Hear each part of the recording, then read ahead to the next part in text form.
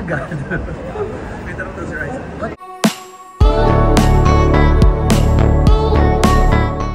Ang saya ng travel sa Sydney ng Dabber Cats. Agad ngang nag-pick up ng Aussie accent, ilang araw pa lang sila dito. Sina Maine, kayang-kaya ang Aussie. Kasama ni Maine si Ian Red. Bago magsimula ang kanilang show, in-enjoy muna nila ang pag-iikot sa Australia. Inuntahan ang mga sikat na places dito. Hi, na Australia. Hi, how are you? Good. Oo, nakakatawa naman ko gano'n. Nakakatawa naman ko gano'n. Lamig! Malamig, Rai! Ay ka, ginawa. Lamig! Lamig! Alam mo yung nag-vlog siya. Hindi ako Reels lang ko, lamig! No vloggers, please. Nilalamig naman nga sina Juday, Miles Ocampo at Maine at sila'y magkakaakbay habang naglalakad. Ginabi na nga kasi sila ng gala. Tuwang-tuwa nga sina Miles at Maine, ang bait nga kasi kasama ni Juday tila nanay nila. Kasama din nilang naglalakad sina Ryan Agoncillo. Sa gabi nga ay nag-15 degrees Celsius dito. Kaya naman sila'y balot na balot sa pag-iikot at mahangin pa.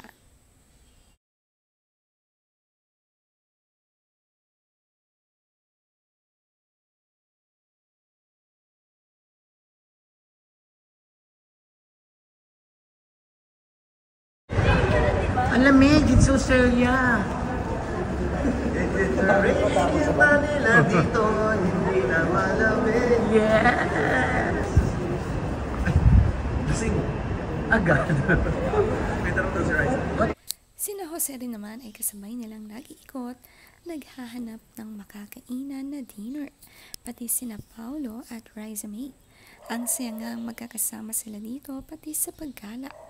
More bonding kaya mas nagiging close ang Itbulaga.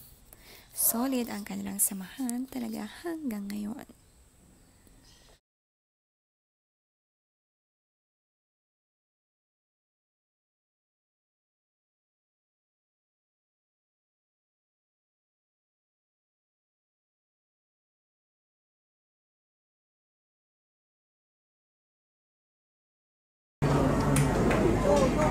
May sigurado ako sa ginagawa mo. Bakit ba? Ang ganda-ganda mo kasi ngayon. Ay. Kailan ka ba nag-start Yan lang din. Ready ka na ba mamaya? Yeah. So tayo pupunta later. It's gonna be a lot of fun Sa talaga. QVB. QBB? Saan yun? Di dyan lang. Very blooming naman itong si Riza May. Nagandahan si Ian Red sa kanya.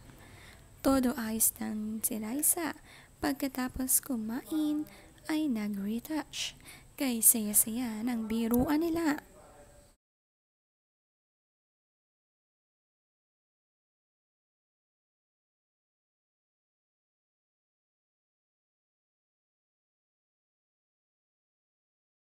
Nagpunta naman sila sa Opera House na sikat sa Sydney, Australia. Ang ganda ng mga photos ni Riza May dito. Amazed na amazed nga sila sa itsura. Sana all nga nakapag-Australia.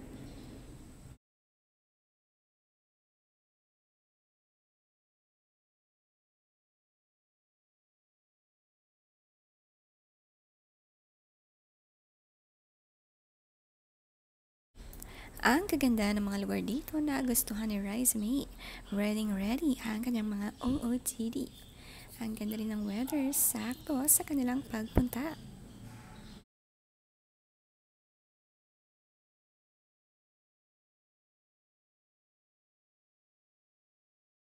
Si Mochi naman, 2 oras lang hindi nakasama ang Tatay Vic, ay ganito na agad kamis. Niyakap agad ito. Sa gabi nga ay nag-welcome party ang Dabber Cats at sila'y nagkantahan. Ang ganda nga ng outfit na long dress ni Maine. Mahilig talaga siya sa mga polka dots. Ang saya ng kanilang kantahan dito. May baon talaga silang ganito.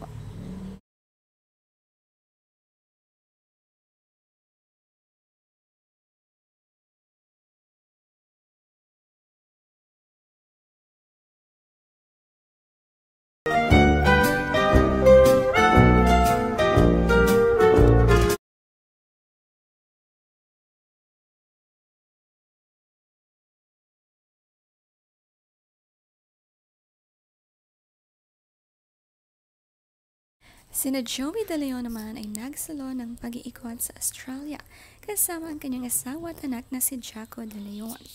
Ang gaganda ng photos ng mag-asawa. Magandang kumuha si Jaco. Marami din silang naikutan dito.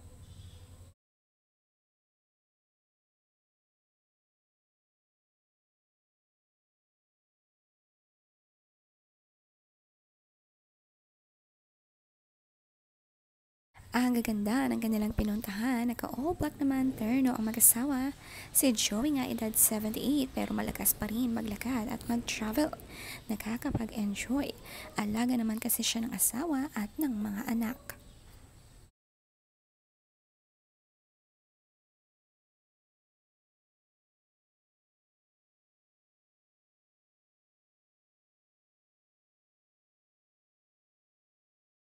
Pinuntahan din nila ang Darling Harbour Market Street. Maganda nga rin tourist spot ito. Enjoy kasama ang kanilang anak na si Jaco.